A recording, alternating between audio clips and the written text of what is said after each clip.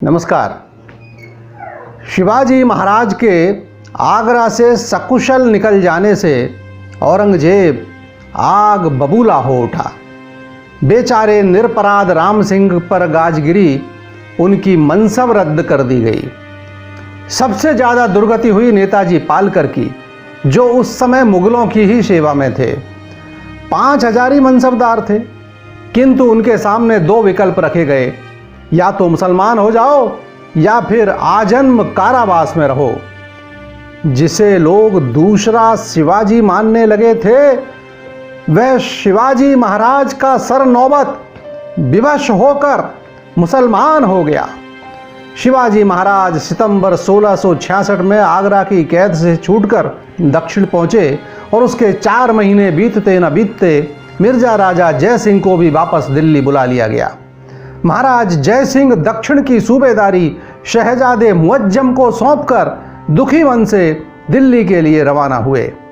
इस तिरस्कार ने वृद्ध महाराज जय सिंह को अंदर से तोड़ दिया और मार्ग में ही 28 अगस्त 1667 को बुरहानपुर में उनकी जीवन यात्रा समाप्त हो गई। आलसी, विलासी और शक्तिहीन मुअज्जम से शिवाजी महाराज को कोई भय नहीं था। उसके सहयोगी बनकर आए जोधपुर नरेश महाराज जसवंत सिंह तो अंदर ही अंदर उनके प्रशंसक ही थे, क्योंकि वे उन्हें हिंदुत्व के गौरव का रक्षक मानते थे। रह गया रोहेला सेनापति दिलेर खान, जो उनके लिए परेशानी खड़ी कर भी सकता था, किंतु उसकी और शहजादे मुअज्जम की अनबन ने उसे किसी लायक नहीं छोड़ा।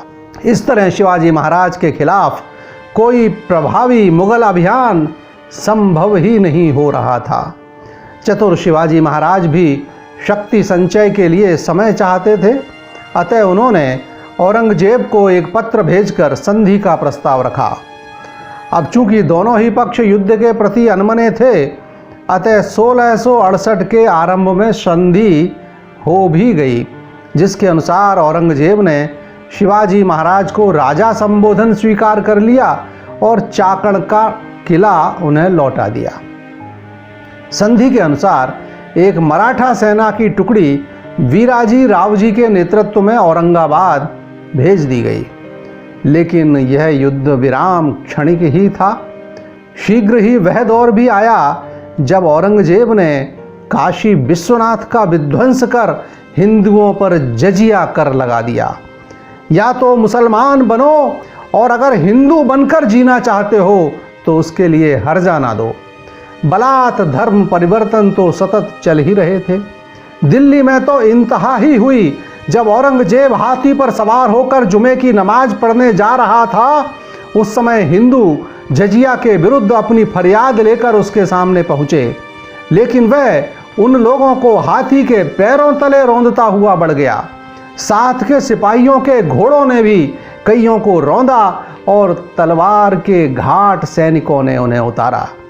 इन समाचारों से व्यथित शिवाजी महाराज ने इस जजिया कर के विरुद्ध एक पत्र औरंगजेब को लिखा, लेकिन उस पर कहाँ कोई असर होने वाला था। शिवाजी राजे लगातार स्थिति पर नजर रखे हुए थे, अतः जैसे ही शहजादे मुअज्जम और दिलेर खान की तल्खी इतनी बढ़ी कि औरंगजेब को विवश होकर दिलेर खान को काठियावाड़ का सूबेदार बनाकर दक्षिण से हटाना पड़ा। शिवाजी महाराज के 20,000 घुड़सवार और इतने ही पैदल सैनिकों ने 1670 में एक बार फिर सूरत को लूट लिया। औरंगजेब की धर्मांध नीति के प्रति यह आक्रोश की प्रथम हुंकार थी। राजमाता जीजाबाई को भी धर्म स्थानों के ध्वस्त होने के इन समाचारों से पीड़ा होने लगी थी। एक दिन अकस्मात इसकी अभिव्यक्ति भी हो गई। प्रतिदिन सुबह जब मां जीजाबाई सूर्य को अर्घ्य देने हेतु गढ़ की प्राचीर पर जाती, तो उन्हें सामने ही सिंहगढ़ पर फहराता हुआ मुगल सल्तनत का हरा चांद तारों वाला झंडा कचोटता। एक दिन अकस्मात उन्होंने तय कर लिया कि वे अन्न जल तब ही ग्रहण करेंगी जब उस सिंहगढ़ दुर्ग पर भगवा फहराता देख लेंगी। अब माँ की इच्छा का सम्मान महाराज कैसे न करते।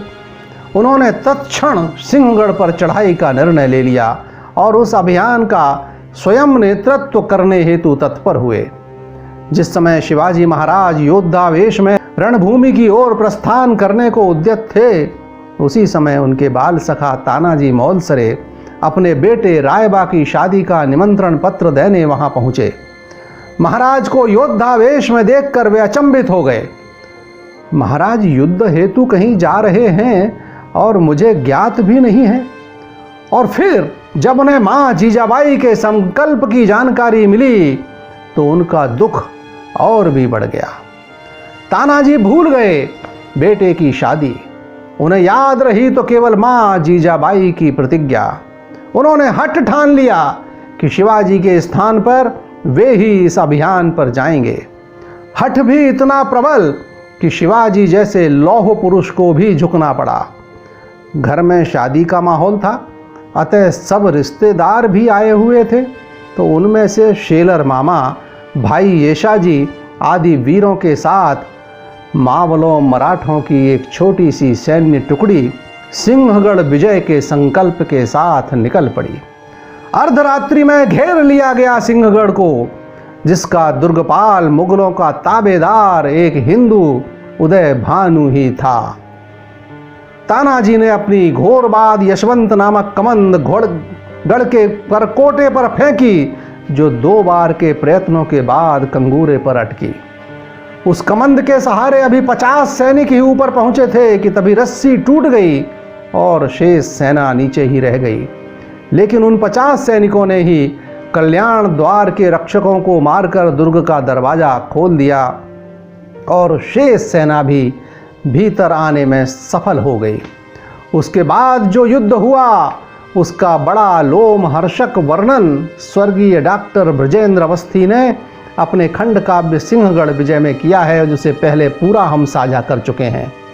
ताना थे रण में झूम झूम क्रोधित हो, अरिदल काट रहे, लाशों पर लाशें घेर रहे, रणथल में पाटल लाट रहे, सिद्धि हलाल झपटा आगे, उसका भू लुंठित मुंड हुआ, चंद्रावली झपटा ताना पर, चिंगाड़ गिरा निशुंड हुआ, पर त्यों ही झपटा उदय भानु, कर छल से उन पर वार दिया, कट गिरा दाहिना हाथ, तीव्र तेगा पीछे से मार दिया।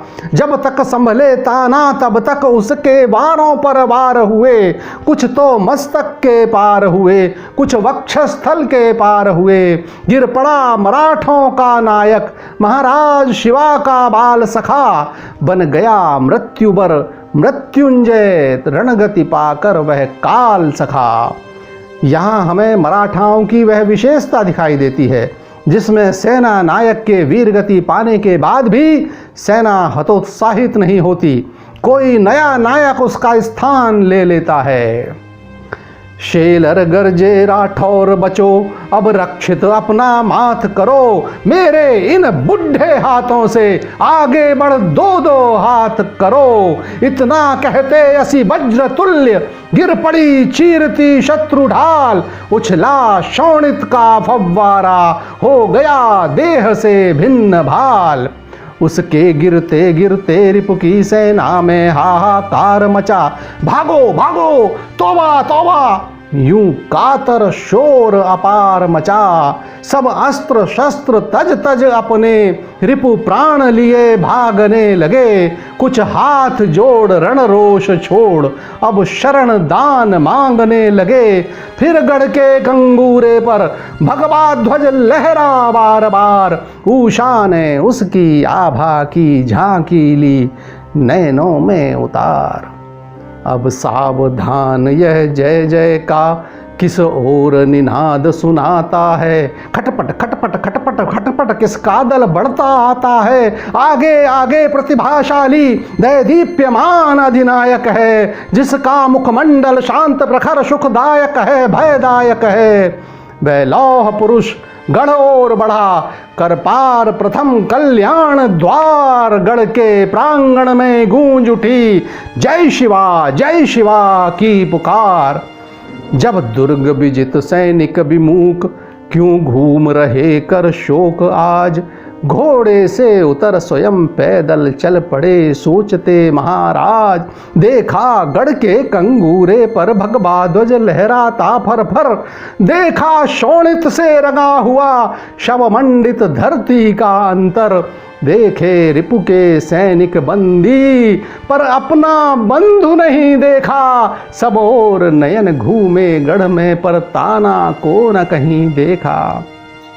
फिर पूछ उठे शेलर मामा, मुझसे क्यों भेद छिपाते हो, है कहाँ छिपा मेरा ताना, सत्वर क्यों नहीं बताते हो। यह सुन ये शाने आगे बढ़, जब साहस उर में धार लिया, ताना के शव पर ढका हुआ केसरिया वस्त्र उतार दिया। शेलर सूर्या सैनिक समस्त यह दृश्य देख डिडकार उठे, मरमाहत होकर महाराज हाँ ताना बंधु पुकार उठे। उनके नयनों में माता का वह मूर्तिमान हो प्रण आया, उनके नयनों में ताना कारण हटका पावन क्षण आया। फिर स्वर गूंजे कुछ कानों में, अपने सैनिक का बल देखें, माँ से भी नम्र निवेदन है वे मेरा रण कौशल देखें। जो ज्योति स्तंभ है संस्कृति का उस पर न आँच आने दूंगा, हिंदू स्वराज्य संस्थापक को रण में न आज जाने दूंगा। इस गढ़ की जय का समाचार ज्यों ही माता सुन पाएगी, त्यों ही भाई ताना तुझको वह अपने पास बुलाएगी। वात्सल्य मूर्ति माँ के सम्मुख तब किसे भेज सत्वर दूंगा, रायबा तुझे जब पूछेगा तो उसको क्या उत्तर दूंगा। यदि ऐसा होता ज्ञात मुझे तो तुझे नहीं आने देता, यूं माँ के आज्ञा पालन का तुझको न श्रेय पाने देता। इस महादुर्ग को लेने में है पड़ा चुकाना मूल्य नया, उनके मुख से निकले यह स्वर गढ़ तो आया पर सिंह गया, गढ़ आला पण सिंह गेला।